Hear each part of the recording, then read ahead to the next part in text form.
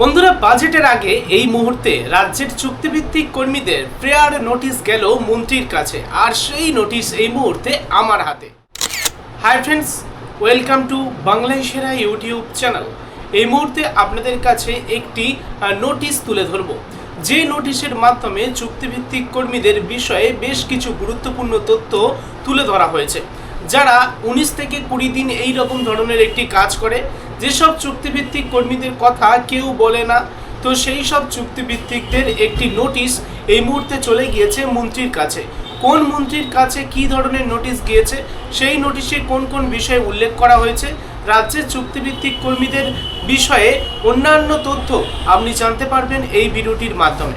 ভিডিওটি অবশ্যই লাইক করুন, শেয়ার করে প্রত্যেককে জানান। নিয়মিত চাকরি সংক্রান্ত এডুকেশন রিলেটেড গুরুত্বপূর্ণ নিউজগুলি দেখতে চ্যানেলটিকে সাবস্ক্রাইব করে রাখুন। তাহলে চলুন ডিটেলস দেখে নেওয়া যাক। বন্ধুরা, এই মুহূর্তে আপনারা অনস্ক্রিনে দেখতে পাচ্ছেন একটি অফিসিয়াল নোটিশ।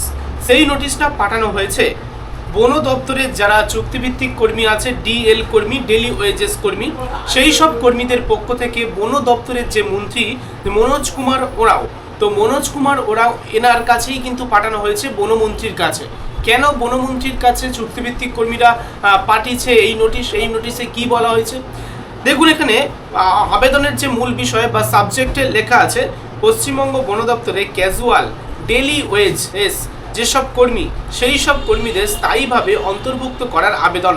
অর্থাৎ বন দপ্তরের আন্ডারে যারা অস্থায়ী কর্মী আছে, ডেলি ওয়েজেস ভিত্তিতে কাজ করে, তাদেরকে স্থায়ীকরণের বিষয়ে আবেদনপত্র পাঠিয়েছেন বনমন্ত্রীর কাছে। এবারে দেখুন এই চিঠিতে কি বলা হয়েছে, বা এই যে নোটিশটা আপনারা দেখতে পাচ্ছেন, এই নোটিশে বিস্তারিত কি বলা হয়েছে। বলা হয়েছে প্রায় 6000 জন ডেলি ওয়েজেস কর্মী বহু বছর ধরে বন দপ্তরের বিভিন্ন বিভাগে কাজ করে চলেছেন। তাদের যে কাজ সেটা হলো, কোনো কর্মীরা বন্য হাতি নিয়ন্ত্রণ ও পরিচালনা করে, কোনো কর্মী সাপ ও বন্য প্রাণী উদ্ধার করেন, কোনো কর্মী বনকে রক্ষা করেন, কোনো কর্মী বৃক্ষরোপণ করেন, মানুষ ও বন্যপ্রাণীর সংঘাতে মোকাবিলা করে কোনো কর্মী, এছাড়া রাতের পাহারা দেয় মানে ফরেস্ট গার্ড, এছাড়া প্রশাসনিক কাজ করে কোনো কর্মী, এছাড়া টহলদারির কাজ করে কোনো কর্মী, পাহারাদারের কাজ করে, চিড়িয়াখানার পশুদের খাবার দেওয়ার কাজ করে, এমনকি চোরা শিকার বিরোধী অভিযান করে কোনো কর্মী। এই সব কর্মীদের দাবি করছেন, বা এই সব কর্মীরা এই মুহূর্তে দাবি করছেন তাদের কাজ অত্যন্ত ঝুঁকিপূর্ণ এবং অনেক সহকর্মী বন্যপ্রাণীর আক্রমণ সহ বিভিন্ন দুর্ঘটনায় প্রাণ হারিয়েছেন। তাদের অভিযোগ এটাই, মাসে 30 থেকে 31 দিন কাজ করলেও মজুরি পান 19 থেকে 20 দিন। মাসিক আয় প্রায় 6 থেকে 7,000, যা বর্তমান বাজারে পরিবারের খরচ চালানোয় যথেষ্ট নয়। অর্থাৎ এরা 30 থেকে 31 দিন কাজ করলেও মজুরি পান 19 থেকে 20 দিনের। ওকে, মানে পুরো মাসের এদের কিন্তু মজুরি দেওয়া হয় না।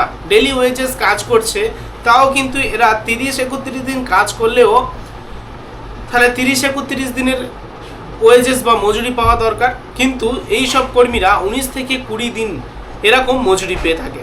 তো মাসিক আয় তাদের মাসের শেষে দাঁড়াচ্ছে 6 থেকে 7,000, যা বর্তমান বাজার মূল্য অনুযায়ী পরিবার চালানোর ক্ষেত্রে যথেষ্ট নয়।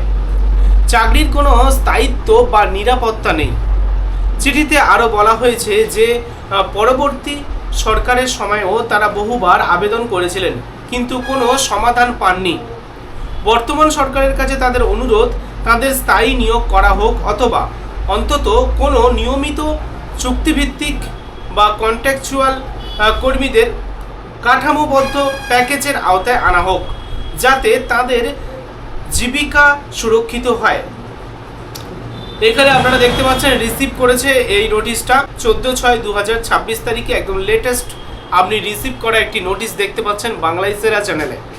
সংক্ষেপে আপনাদেরকে বলে রাখি, এটি বন দপ্তরের 6000 ডেলি ওয়েজেস কর্মীর পক্ষ থেকে সরকারের কাছে চাকরির স্থায়ীকরণ ও আর্থিক নিরাপত্তার দাবিতে জমা দেওয়া একটি আবেদনপত্র, যে আবেদনপত্রটা পাঠানো হয়েছে রাজ্যের বনমন্ত্রী মনোজ কুমার ওরাং মহাশয়কে।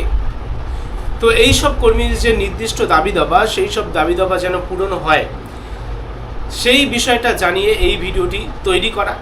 আমাদেরও উদ্দেশ্য ভিডিওটা তৈরি করার অর্থ বা আমাদেরও উদ্দেশ্য প্রতিটি চুক্তিভিত্তিক বা অস্থায়ী কর্মীদের যেন উন্নতি হয়, তাদের ভালো হয়, তাদের মঙ্গল সাধনে এই ভিডিওগুলো তুলে ধরা, যাতে প্রচুর মানুষের কাছে বা সরকারের কাছে পৌঁছে যায় তাদের বার্তাটি।